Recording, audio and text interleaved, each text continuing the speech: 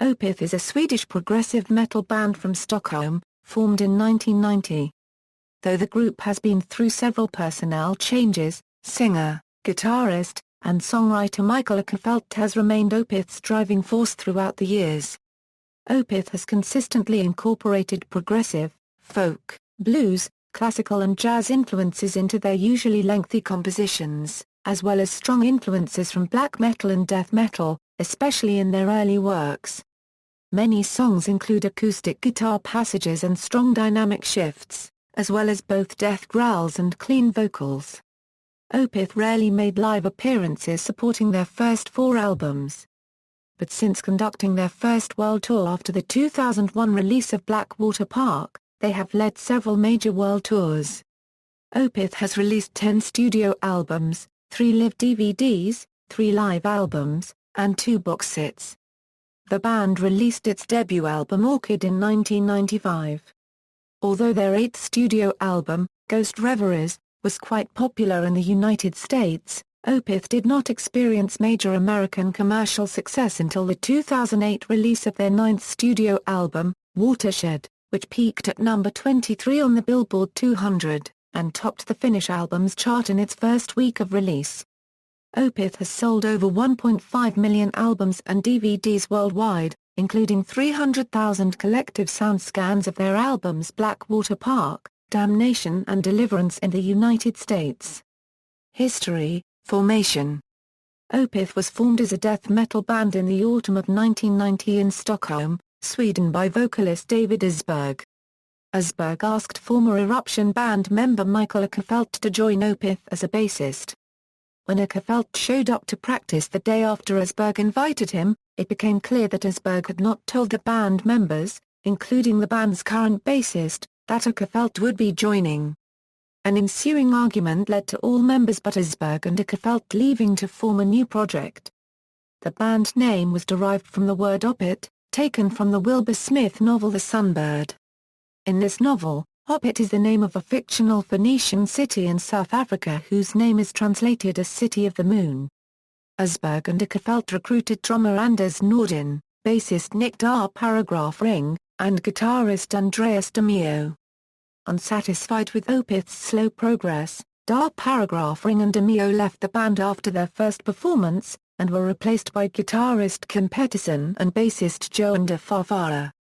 After the next show, de Farfara left Opeth to spend time with his girlfriend in Germany, and was initially replaced by Mattias Ander, before Åkerfeldt's friend Peter Lindgren took on the role of bassist. Rhythm guitarist Kim Pettersson left following the band's next performance, and Lindgren switched to guitar, with the role of bassist falling to Stefan Gutteklint.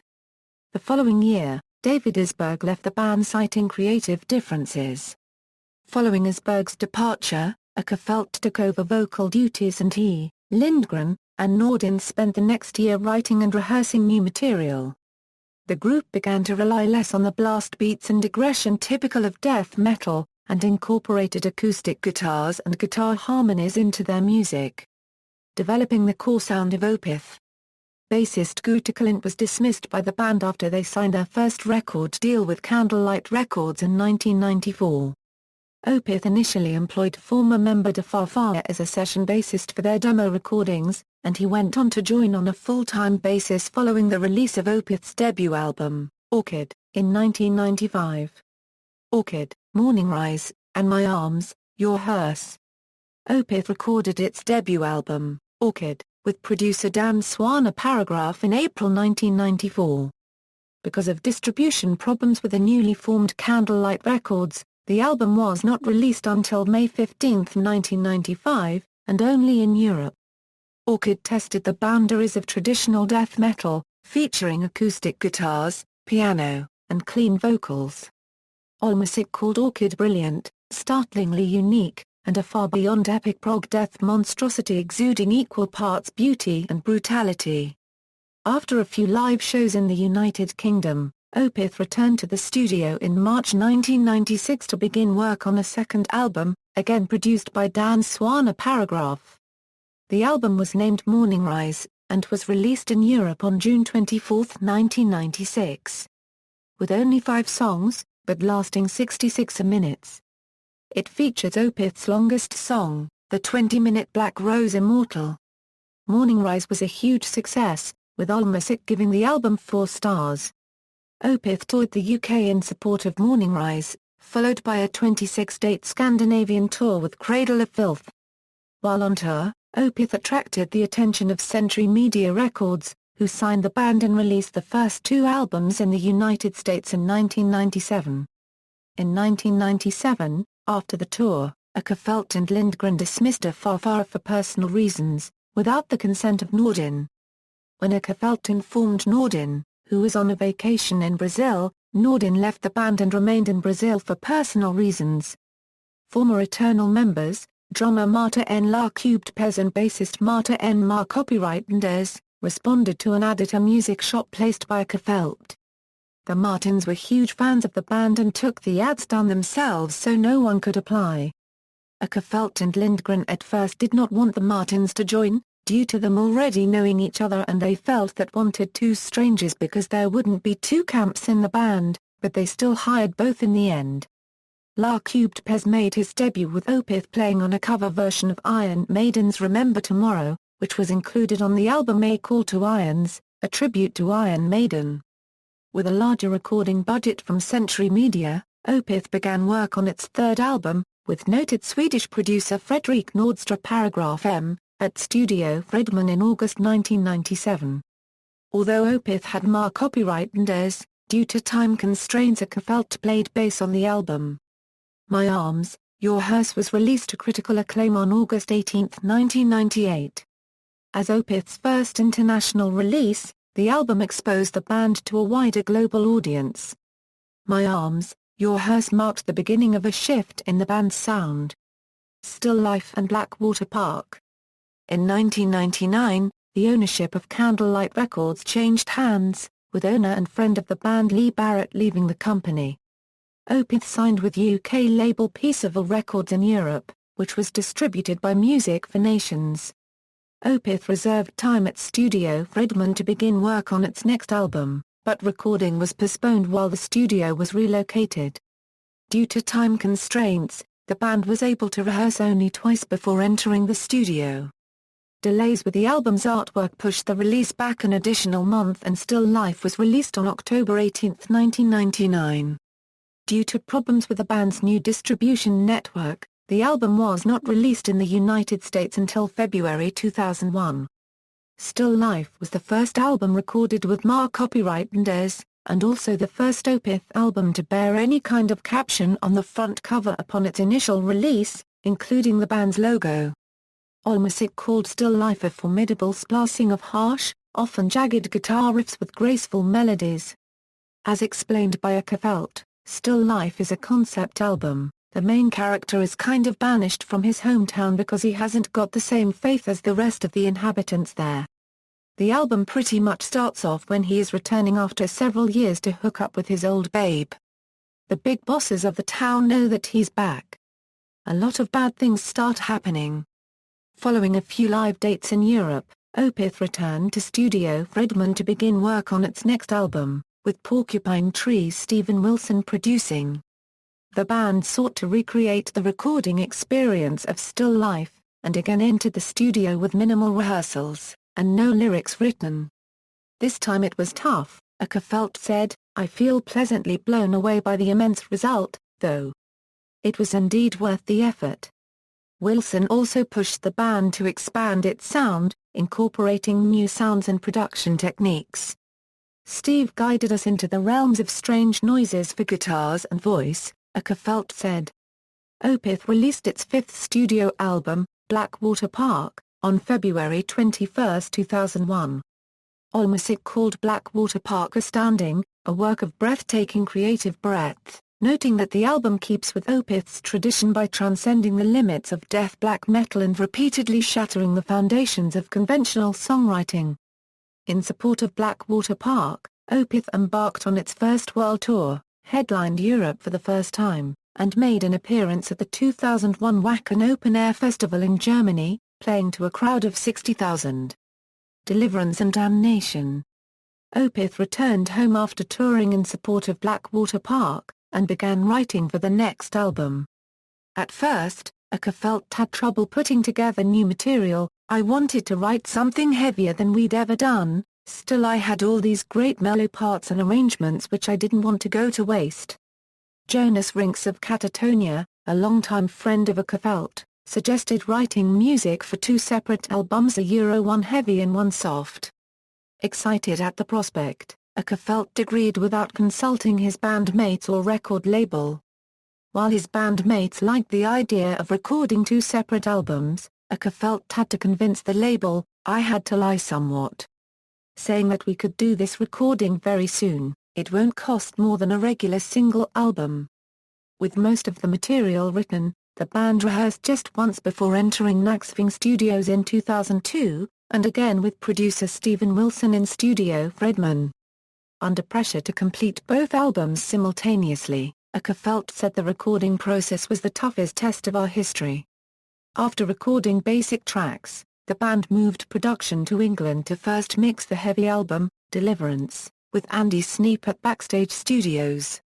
Deliverance was so poorly recorded, without any organization whatsoever, Åkerfeldt claimed, that Sneap is credited as a savior in the sleeve, as he surely saved much of the recording.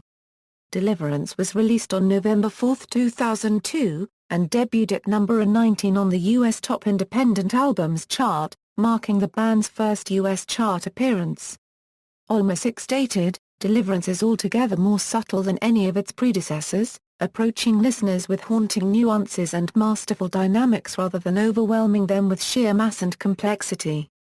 Opeth performed a one-off concert in Stockholm, then returned to the UK to finish recording vocals for the second of the two albums, Damnation, at Steven Wilson's No Man's Land Studios. Although Åkerfeldt believed the band could not finish both albums, Opeth completed Deliverance and Damnation in just 7 weeks of studio time, which was the same amount spent on Blackwater Park alone. Damnation was released on April 14, 2003, and garnered the band its first appearance on the US Billboard 200 at number 192. The album also won the 2003 Swedish Grammy Award for Best Hard Rock Performance. The band embarked on its biggest tour yet, playing nearly 200 shows in 2003 and 2004. Opeth performed 3 special shows in Europe with 2 song lists each, one acoustic set and 1 heavy set. The band recorded its first DVD, Lamentations, at Shepherd's Bush Empire in London, England. The DVD features a 2-hour performance, including the entire Damnation album, several songs from Deliverance and Blackwater Park, and a 1-hour documentary about the recording of Deliverance and Damnation. Lamentations was certified gold in Canada. Opeth was scheduled to perform in Jordan without a crew due to the fear of terrorist attacks in the Middle East. Opeth's tour manager distributed 6,000 tickets for the concert, but before the band left for Jordan, drummer Lopez called Åkerfeldt stating he was having an anxiety attack and could not perform, forcing the band to cancel the show. In early 2004, Lopez was sent home from Canada after more anxiety attacks on tour. Opeth decided against cancelling the remainder of the tour with Lopez's drum technician filling in for 2 concerts. Lopez promised that he would return to the tour as soon as he could, but 2 shows later Opeth asked strapping young lead drummer Gene Hoglan to fill in. Lopez returned to Opeth for the Seattle show on the final leg of the Deliverance and Damnation tour. Per Wiberg also joined the band on tour to perform keyboards, after more than a year on tour. Ghost Reveries. Opeth returned home in 2004 to start writing new material for its 8th album, and by the end of the year, they had finished writing it. Opeth's European label, Music for Nations, closed its doors in 2005, and after negotiations with various labels, the band signed with Roadrunner Records. Åkerfeldt said the primary reason for signing with Roadrunner was the label's wide distribution, ensuring the album would be available at larger chain retailers. When news leaked that the band was signed to Roadrunner, who predominantly worked with trend-oriented rock and metal, some fans accused the band of selling out. To be honest, Åkerfeldt said, that's such an insult after 15 years as a band and 8 records. I can't believe we haven't earned each and every Opeth fan's credibility after all these years. I mean, Our songs are 10 minutes long. The band rehearsed for 3 weeks before entering the studio, the first time the band rehearsed since the 1998 album, My Arms, Your Hearse. During rehearsal, keyboardist Wiberg joined Opeth as a full-time member. Opeth recorded at Fascination Street Studios in Örebro, Sweden, from March 18 to June 1, 2005, and released the resulting Ghost Reveries on August 30, 2005, to critical acclaim and commercial success. The album debuted at number 64 in the US, and number 9 in Sweden, higher than any previous Opeth release. Keith Bergman of Blabbermouth.net gave the album 10 out of 10, one of only 21 albums to achieve a perfect rating from the site. Rod Smith of Decibel magazine called Ghost Reveries achingly beautiful, sometimes unabashedly brutal, often a combination of both. On May 12, 2006, Martin Lopez announced that he had officially parted ways with Opeth due to health problems, and was replaced by Martin Axenrath. Opeth toured on the main stage of Gigantour in 2006, alongside Megadeth. Ghost Reveries was re-released on October 31, 2006, with a bonus cover song and a DVD featuring a 5.1 surround sound mix of the album. A recording of Opeth's live performance at the Camden Roundhouse, in London, on November 9, 2006, was released as the double live album The Roundhouse Tapes. On May 17, 2007, Peter Lindgren announced he would be leaving Opeth after 16 years. The decision has been the toughest I've ever made, but it is the right one to make at this point in my life, Lindgren said. I feel that I simply have lost some of the enthusiasm and inspiration needed to participate in a band that has grown from a few guys playing the music we love to a worldwide industry. Ex-arch-enemy guitarist Fredrik Åkerfeldt replaced Lindgren, as Åkerfeldt explained. Fredrik was the only name that popped up thinking about a replacement for Peter. In my opinion, he's one of the top 3 guitar players out of Sweden. We all get along great as we've known each other for maybe 4 years, and he already has the experience to take on the circus-like lifestyle we lead as members of Opeth. Opeth performed nearly 200 concerts in support of Ghost Reveries. Watershed and in live concert at the Royal Albert Hall. Opeth entered Fascination Street Studios in November 2007 to record their 9th studio album, with Åkerfeldt producing. By January 2008, Opeth had recorded 13 songs, including 3 cover songs. The finished album, Watershed, features 7 tracks, with cover songs used as bonus tracks on different versions of the album. Watershed was released on June 3, 2008. Åkerfeldt described the songs on the album as a bit more energetic. Opeth toured in support of Watershed, including headlining the UK Defenders of the Faith tour with Arch Enemy, an appearance at Wacken Open Air, and the Progressive Nation tour with headliner Dream Theater. Watershed was Opeth's highest-charting album to date, debuting at number 23 on the US Billboard 200. Watershed debuted on the Australian ARIA album charts at number 7 and at number 1 on Finland's official album chart. Opeth went on a worldwide tour in support of the album. However, gigs in Spain and Portugal were cancelled due to the Burning Live festival being cancelled, and 4 concerts from June 26 to June 29 had to be cancelled due to Mikael Åkerfeldt having chicken pox. 2 of the festivals Opeth was supposed to play at were Festivalen and Metaltown in Sweden. Their replacement for both the absences was Satyricon. From September to October, Opeth toured North America again, backed by High on Fire, Baroness, and Act Misium. They returned to tour Europe for the rest of the year with Cynic and the Ocean. Opeth wrote and recorded the new track, The Throat of Winter, which appeared on the digital EP soundtrack of the video game, God of War 3. Åkerfeldt described the song as odd, and not very metal. To celebrate their 20th anniversary, Opeth performed a 6-show, worldwide tour called Evolution 20, an Opeth anthology, from March 30 through April 9, 2010. Blackwater Park was performed in its entirety, along with several songs never before performed. Åkerfeldt stated, "I can't believe it, but, fuck, we're celebrating 20 years. I've been in this band ever since I was 16. It's insane." a special edition of Blackwater Park was released on March 29, 2010, to coincide with the tour. The Evolution 20 concert of April 5, 2010, at the Royal Albert Hall in London, England was filmed for a DVD live album package titled In Live Concert at the Royal Albert Hall. The set was released on September 21, 2010, in 2 DVD and 2 DVD/3 CD configurations. For the DVD, the concert was split into 2 sets.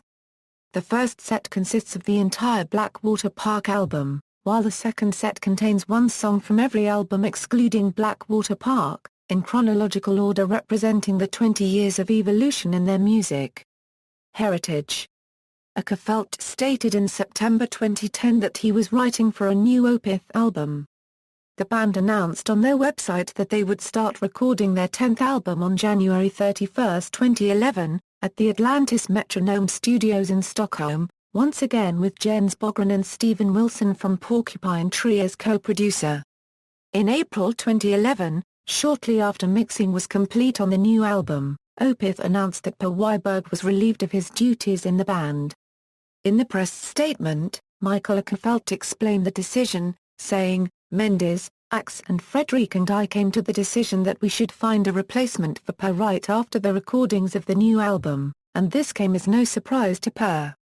He had, in turn, been thinking about leaving, so you could say it was a mutual decision. There's no bad blood, just a relationship that came to an end, and that's that." Opeth's 10th album, Heritage, was released on September 14, 2011, to generally favorable reviews. The album sold 19,000 copies in the United States in its first week of release to debut at number 19 on the Billboard 200 chart, making it the band's highest chart debut in the U.S.